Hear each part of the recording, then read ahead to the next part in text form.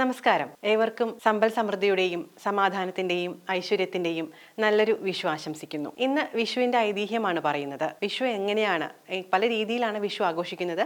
അതിൽ ഒന്ന് രണ്ട് ഐതിഹ്യങ്ങൾ എന്തൊക്കെയാണ്, ഏതൊക്കെ രീതിയിലാണ് അതുമായി ബന്ധപ്പെട്ട വിഷു ആഘോഷിക്കുന്നത് എന്ന് നമുക്കൊന്ന് പരിചയപ്പെടാം. വിഷു എന്നാൽ തുല്യമായത് എന്നാണ് അർത്ഥം. അതായത് രാത്രിയും പകലും തുല്യമായ ദിവസം. മേടം 1 മേടവിഷുവും തുലാം 1 തുലാവിഷുവുമുണ്ട്. ഒരു രാശിയിൽ നിന്നും അടുത്ത രാശിയിലേക്ക് സൂര്യൻ പോകുന്നതിനെ സംക്രാന്തി എന്ന് പറയുന്നു. സംക്രാന്തികളിലെ പ്രധാനമായത് മഹാവിഷു എന്നും പറയുന്നു. വിഷുവിനെ സംബന്ധിച്ച് ഏറെ ഐതിഹ്യങ്ങളുണ്ട്. അതിൽ ഒന്ന് ഭാഗവത ദശമസ്കന്ധത്തെ ആധാരമാക്കിയുള്ള ഒരു കഥയിൽ പ്രാഗ്ജ്യോതിഷത്തിലെ ദാനവ രാജാവാണ് നരകാസുരൻ. ഇദ്ദേഹം വിവിധ രാജ്യങ്ങളിൽ നിന്നും 16,000 രാജകുമാരിമാരെ തട്ടിക്കൊണ്ടുവന്നു. അങ്ങനെ കാലങ്ങളോളം സകല ലോകങ്ങളെയും ഭീതിയിലാഴ്ത്തിയ ഈ ദാനവ രാജാവ് ഇന്ദ്രന്റെ വെൺകൊറ്റക്കുടയും ഇന്ദ്രമാതാവായ അതിഥിയുടെ കുണ്ടലങ്ങളും അപഹരിച്ചതോടെയാണ് പരാതി ശ്രീകൃഷ്ണനിൽ എത്തുന്നത്.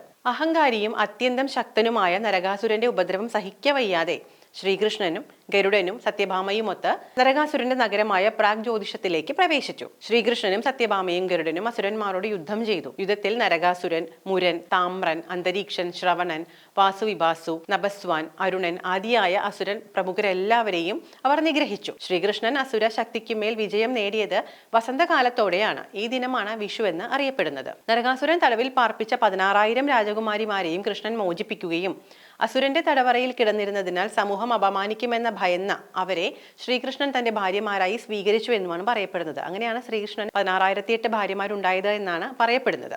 മറ്റൊന്ന്, രാക്ഷസ രാജാവായ രാവണൻ ലങ്ക ഭരിക്കുന്ന കാലത്ത് സൂര്യനെ നേരെ ഉദിക്കാൻ അനുവദിച്ചിരുന്നില്ല. വെയിൽ കൊട്ടാരത്തിൽ പ്രവേശിച്ചതിനാൽ രാവണന് ഇഷ്ടമായില്ല എന്നതാണ് ഇതിന് കാരണം. ശ്രീരാമൻ രാവണനെ നിഗ്രഹിച്ചതിന് ശേഷം സൂര്യൻ നേരെ ഉദിച്ചു. ഈ സംഭവത്തിൽ ജനങ്ങൾക്കുള്ള ആഹ്ലാദം പ്രകടിപ്പിക്കാനാണ് മറ്റൊരു വിഷു ആഘോഷം എന്നതിന്റെ ഐതിഹ്യം പറയുന്നത്. വിഷുവിന് തലേ ദിവസം വീട് വൃത്തിയാക്കി ചപ്പുചവറുകൾ കത്തിക്കുന്നത് രാവണവധത്തിന് ശേഷം നടന്ന ലങ്കാദഹനത്തെ സൂചിപ്പിക്കുന്നു. വിഷു എന്ന ആഘോഷത്തെ ഓർക്കുമ്പോൾ മനസ്സിലേക്ക് ആദ്യം എത്തുന്നത് വിഷുക്കണിയാണ്. കുടുംബത്തിലെ മുതിർന്ന സ്ത്രീകൾക്കാണ് വിഷുക്കണി ഒരുക്കാനും അത് കാണിക്കാനുമുള്ള ചുമതല. ഓട്ടുരുളിയിലാണ് വിഷുക്കണി ഒരുക്കുന്നത്. ശ്രീകൃഷ്ണ വിഗ്രഹത്തിന്റെ മുൻപിലായാണ് കണി ഒരുക്കുന്നത്.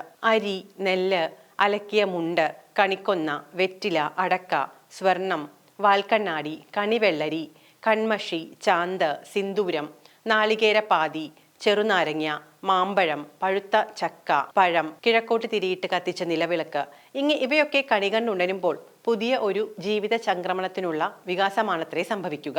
കണി കണ്ടതിനു ശേഷം മുതിർന്നവർ കുടുംബാംഗങ്ങൾക്ക് നൽകുന്ന സമ്മാനമാണ് വിഷു കൈനീട്ടം. കണി ഒരുക്കുന്നത് വീട്ടിലെ അമ്മമാരാണെങ്കിൽ കൈനീട്ടം നൽകുന്നത് ഗൃഹനാഥനാണ്. വർഷം മുഴുവൻ സമ്പൽ സമൃദ്ധി ഉണ്ടാകട്ടെ എന്ന് അനുഗ്രഹിച്ചുകൊണ്ടാണ് വിഷു കൈനീട്ടം നൽകേണ്ടത്.